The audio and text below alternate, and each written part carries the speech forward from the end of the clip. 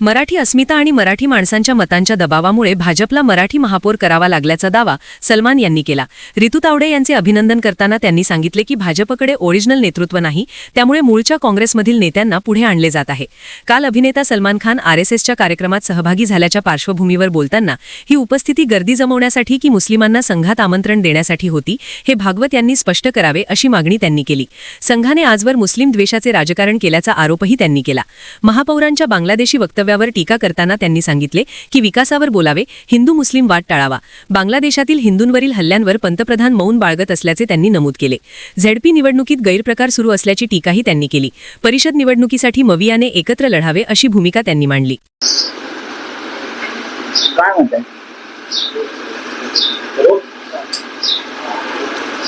काल भाजपनं मुंबईचा महापौर हा मराठी केला, हिंदू केला आणि त्याच्याकडे वचन पूर्ण केलं असं ते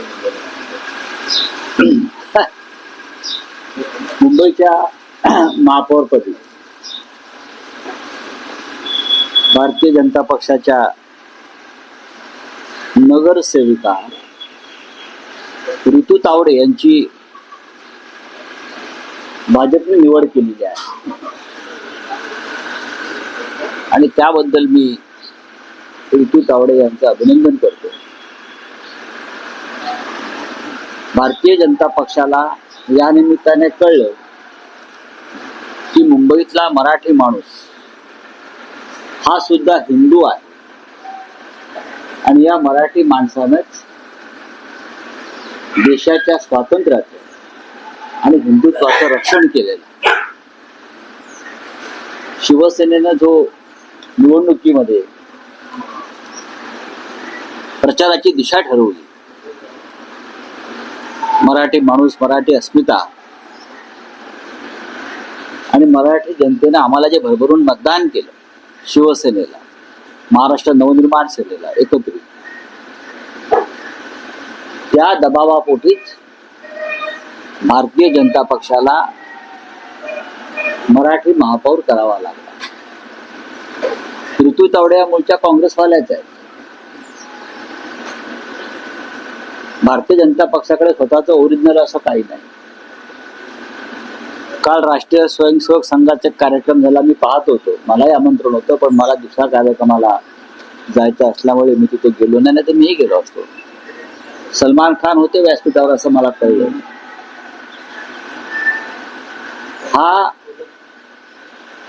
हे सलमान खानचं स्वागत होतं, एक फार मोठा बॉलिवूड स्टार गर्दी जमवायला,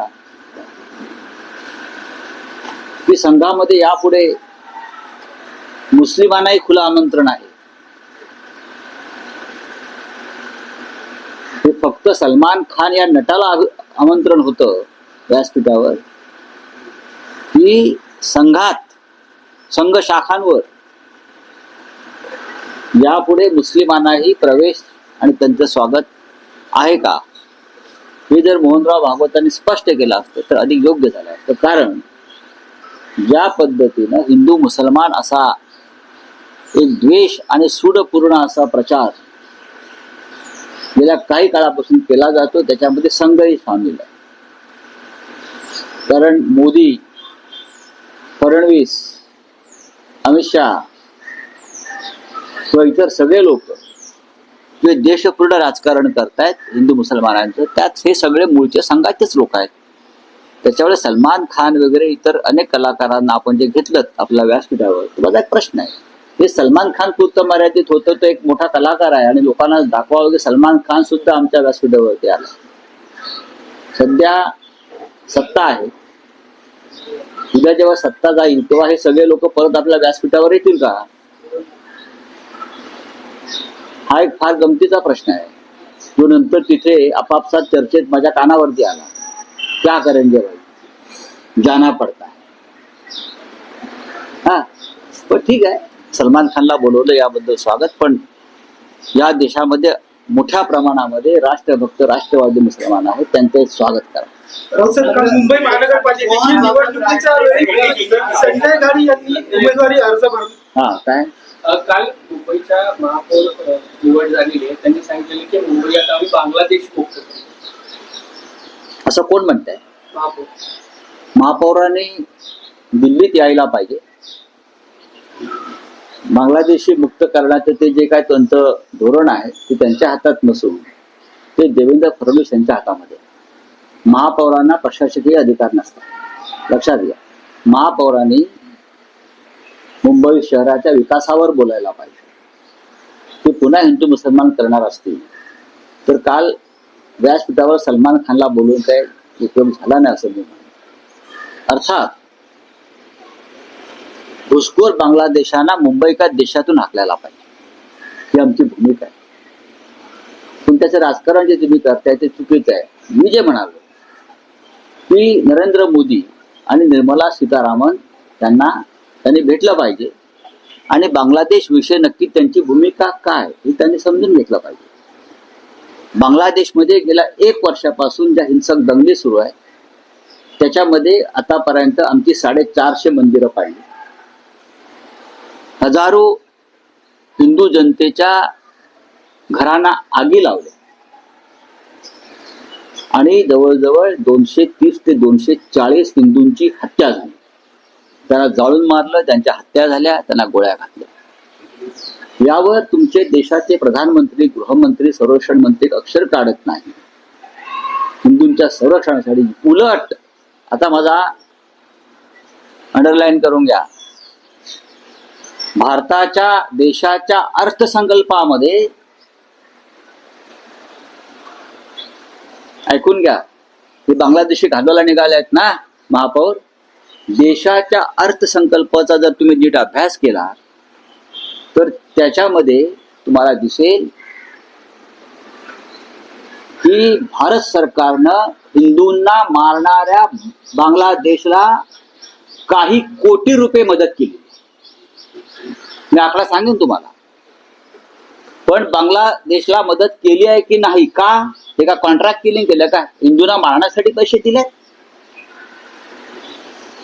देशाच्या अर्थसंकल्पात हिंदूंच्या कत्ली करणाऱ्या, हिंदूंची मंदिरं पाडणाऱ्या, हिंदूंच्या घरावरती आगी लावणाऱ्या देशाला नरेंद्र मोदी आणि निर्मला सीतारामन काही कोटी रुपये मदत म्हणून देतात आणि याचा वापर हिंदूंच्या हत्येसाठी होतोय.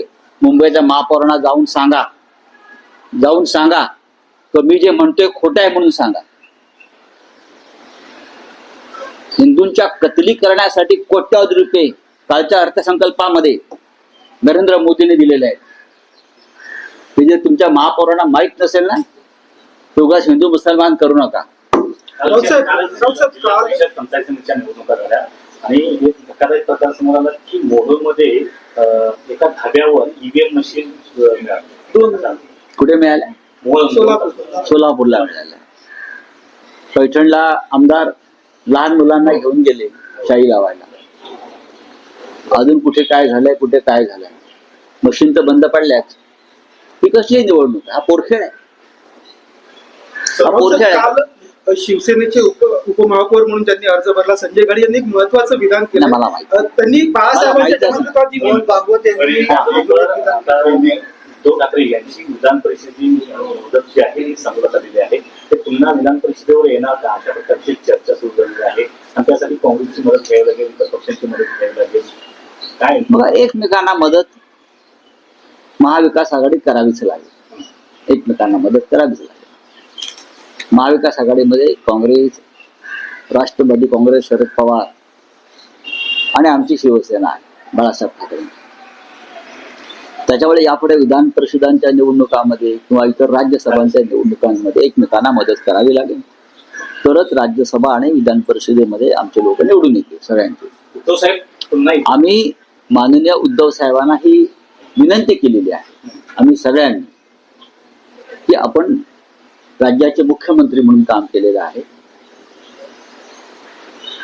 आणि त्या विधिमंडळामध्ये आपण पुन्हा जाणं हे राज्यासाठी आणि जनतेसाठी आवश्यक आहे. हे आम्ही त्यांना विनंती केली.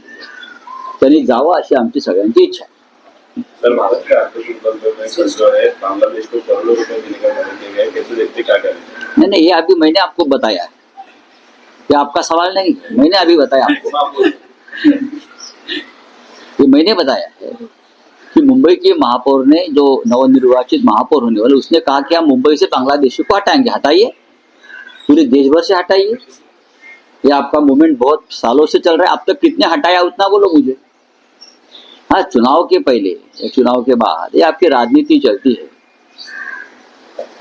बांग्लादेशी हटाओ, अरे हम क्या कब बोला कि मत हटाओ? सबसे पहले तो मुंबई में बाला साहब ठाकरे ने ये शुरू किया था, हमने शुरू किया है।